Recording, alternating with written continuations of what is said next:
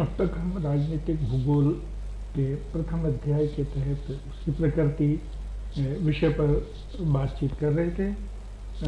मुझे लगता है कि 3-4 विषयों पर जो मूलभूत विषय हैं उन पर बातचीत के पश्चात अब जो विषय हमारे सामने आता है राजनीतिक भूगोल की प्रकृति के अंतर्गत भौतिक भौगोलिक व मानवीय घटनाओं उनकी प्रकृति अनुसार अध्ययन, एक नया जैसे जिसको कह सकते हैं अपन कि नए विषय के साथ हम इस बात को पूरा करेंगे। मुझे लगता है कि जो विषय अब तक हम समझ पाए हैं उनमें यही बात है कि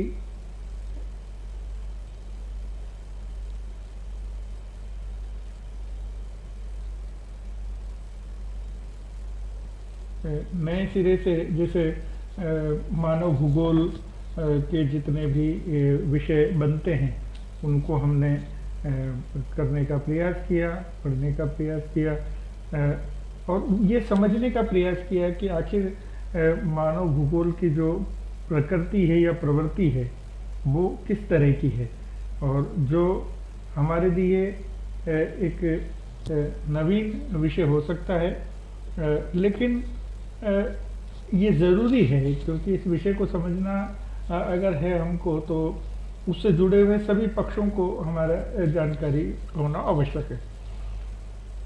सबसे पहले क्योंकि राजनीतिक भूगोल मानव भूगोल का अंश है, इसलिए हमको उस प्रवृत्ति या प्रकृति को भी पढ़ना पड़ेगा जो मानव भूगोल को मानव भूगोल बनाती है और उसको वैज्ञानिक बनाती है। और किसी भी विषय के लिए उसका वैज्ञानिक होना या वो उन वैज्ञानिकताओं के जिनको कह सकते हैं हम चरणों को पूरा करना, ये बहुत जरूरी विषय बन पड़ता है किसी भी विषय के लिए।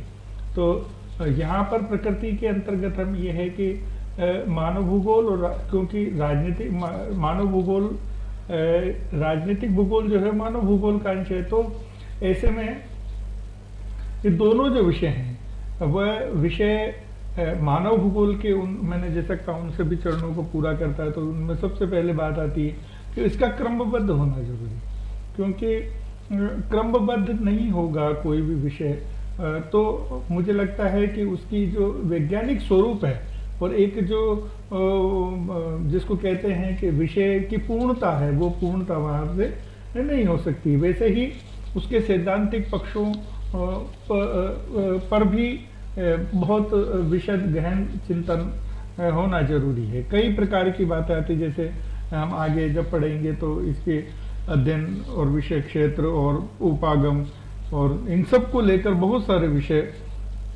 हमारे सामने आएंगे। तो एक सैद्धांतिक पक्ष बनता है राजनीतिक भूगोल का और उन सिद्धांतों के माध्यम सिद्धांत का हमारे यहाँ विज्ञान में ये है कि किसी भी सिद्धांत को मान्यता तब मिलती है जब वो वैज्ञानिक दृष्टि से हर कसौटी पर पूरा होता है। तो वैसे ही सोशल साइंसेज में भी अपना सिद्धांतों का अपना एक महत्व है, अपनी एक जिसको कह सकते हैं कि अपनी एक प्रणाली है।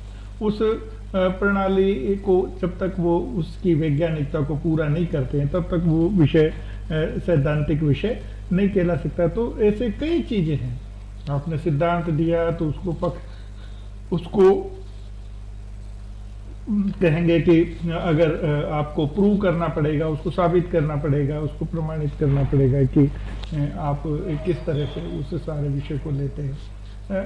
और दूसरा एक अन्य विषय भी है कि वो प्रासंगिक भी हो विषय। तो राजनीतिक भूगोल की प्रकृति में उसकी प्रासंगिकता का भी बड़ा मान सकते हैं कि एक बड़ी अहम भूमिका है। प्रासंगिक से अर्थ ये है कि कई जैसे विषय होते हैं वो कालबाह्य हो जाते हैं, लेकिन विषय को जीवित रखना है, उसको वैज्ञानिकता है तो वो नवीन विषय अपने अंदर जोड़े, उन पर नवीन कई परिवर्तन होते हैं। क्योंकि राजनीतिक परिवर्तन और भौगोलिक परिवर्तन एक ऐसी परिवर्तन की श्रृंखला है जो लगातार चलती रहती है, वो अनवरत चलती है, प्रतिदिन चलती है और परिवर्तन भी इतनी तेजी से होते हैं कि जिसकी हम कल्पना भी नहीं कर सकते। तो ऐसी स्थिति में उन परिवर्तनों को आपको समाहित करना पड़ेगा अपने विषय के अध्ययन में और ऐसा राजनीतिक भूगोल की प्रकृति में है कि जितने दुनिया में कई, आप लोगों ने अभी जब परिभाषाएं पढ़ेंगे देखेंगे, कई विद्वान एक समय में अपनी राय कुछ और रखते थे, पर परिवर्तन हुआ राजनीतिक परिस्थितियों में, भौगोलिक परिस्थितियों में, तो उन्होंने अपनी बात को बदला।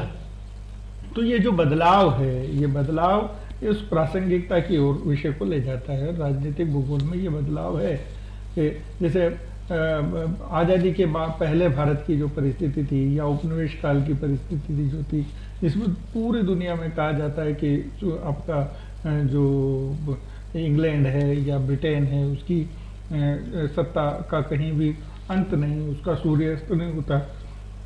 लेकिन जैसे जैसे आप आगे बढ़ते हैं तो आज की परिस्थिति में अगर अपन उपनिवेश देखें तो दुनिया में सारी व्यवस्था खत्म हो गई है। तो अब अगर अपन कहें कि उस व्यवस्था के परिवर्तन को अगर अपन नहीं पढ़ेंगे, क्योंकि आर्थिक और दूसरी सारी चीजें, उदारवाद ये सब चालू शुरू हो गया, तो ऐसी स्थिति में हमको वो सारी चीजें अगर हम उसी परिप्रेक्ष्य में, अब उपनिवेश परिप्रेक्ष्य में पढ़ते रहे, या इंग्लैंड ये माने कि हम, हमारी सत्ता थी, हम दुनिया पर शासन करते थे, आज भी दुनिया हमारी बात को माने, तो ये आपको और हमको बड़ा कालबाह्य लग सकता है, हास्यास्पद लग सकता है, क्योंकि दुनिया का परिदृश्य बदल गया है। तो ऐसी स्थिति में अध्ययन के प्रासंगिक होने में आपको नवीन परिस्थितियां क्या है, वो सारी परिस्थितियां भी उसमें जुड़नी चाहिए। वो नहीं जुड़ेगी तब तक आप उस विषय की पूर्णता प्रदान नहीं कर सकते, कोई भी विषय पूर्ण नहीं हो सकता।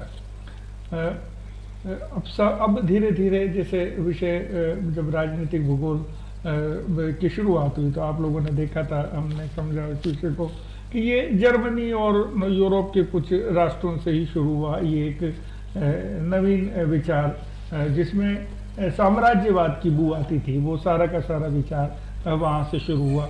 लेकिन अब वैसा नहीं है, अब ये वैश्विक इकाई के रूप में सारे विश्व को देखता है और सबके हित की बात, जो सारे विश्व के लोगों के हित की बात है, उसको अंगीकृत कर कर आगे बढ़ने का प्रयास करता है। वैज्ञानिकता और उस विषय की सारगर्भिता भी इसी में। अन्यथा जो हम बात कर रहे हैं, कोई भी विषय किसी एक देश, प्रजाति या उसकी सर्वश्रेष्ठ सिद्ध करने की के लिए नहीं बना है। विषय सारी मानवता के लिए है और मुझे लगता है कि मानवता के हित की बात जब तक आप नहीं करेंगे तब तक आपके विषय को आप पूरा नहीं कर पाते। तो ये एक विषय यहाँ पर इसमें जुड़ता है। और उन सारी घटनाओं को, उन सारी वैश्विक घटनाओं को जब हम उस परिदृश्य में देखते हैं तो आपको ध्यान में आएगा कि कहीं ना कहीं सारी घटनाएं एकदम गठजोड़ है, उनका जुड़ी हुई है। उनके भौगोलिक परिप्रेक्ष्य को आपको समझना पड़ेगा, राजनीतिक परिप्रेक्ष्य को, मानवीय परिप्रेक्ष्य को, आर्थिक परिप्रेक्ष्य को आपको समझना पड़ेगा। और उसमें क्या राजनीति है, उसमें किसके हित की बात हो रही है, समाज हित की बात है या व्यक्तिगत हित की, राष्ट्र हित की बात है, प्रजाति के हित की बात है। तो ये सारे विषय वहां से उतरते हैं। राज्य को ही आधार मानना है। यहाँ इसमें पहली बात जो कही गई है कि भौगोलिक क्षेत्र प्राकृतिक निर्मित है, प्राकृतिक तथ्यों के आधार पर धरातल पर नहीं, मानचित्रों पर भी अंकित किए जा सकते हैं एवं बोधात्मक है। ये बिल्कुल स्पष्ट सी बात है कि भौगोलिक क्षेत्र जो हैं वो आपके बिल्कुल धरातल पर जिसको कह सकते हैं हम अवस्थित हैं और उनको मानचित्र में भी हम यदा कदा जैसे आप देखते हैं तो दर्शाया जा सकता है। और वो बोध भी कराता है कि ये जो ये पर्वतीय क्षेत्र है, ये मैदानी क्षेत्र है, ये रेगिस्तान है, ये बर्फ वाला क्षेत्र है जिसको ध्रुवीय क्षेत्र कह सकते हैं। तो एक ऐसी बोध जिसको कहते हैं, वो देखने से ही आपको लगेगा कि ये क्षेत्र इस तरह का क्षेत्र है। लेकिन ये जो आपका राज्य है जो शुद्ध रूप से मानव निर्मित है और मानव ने अपनी महत्वाकांक्षाओं और अपनी आवश्यकताओं को पूरा करने के लिए उसे सीमाबद्ध किया है, और लेकिन वो भी वास्तविक है। सीमाएं आज जिस तरह से कठोर होती जा रही है, जितनी तीक्ष्ण होती जा रही है, यहाँ पर सब समझते हैं। और उसके कारण भी ये है कि मानव अपनी आवश्यकताओं की पूर्ति एक निश्चित भूभाग की भौगोलिक विशेषताओं के साथ करता है, ये एक विषय उससे जुड़ा हुआ है। पर अपन ये भी समझ सकते हैं कि वो जो सीमाएं हैं धरातल पर, वो मानव ने निश्चित की है, वो निश्चित है, इसका भी हमको वो ध्यान में रखना पड़ेगी बात को।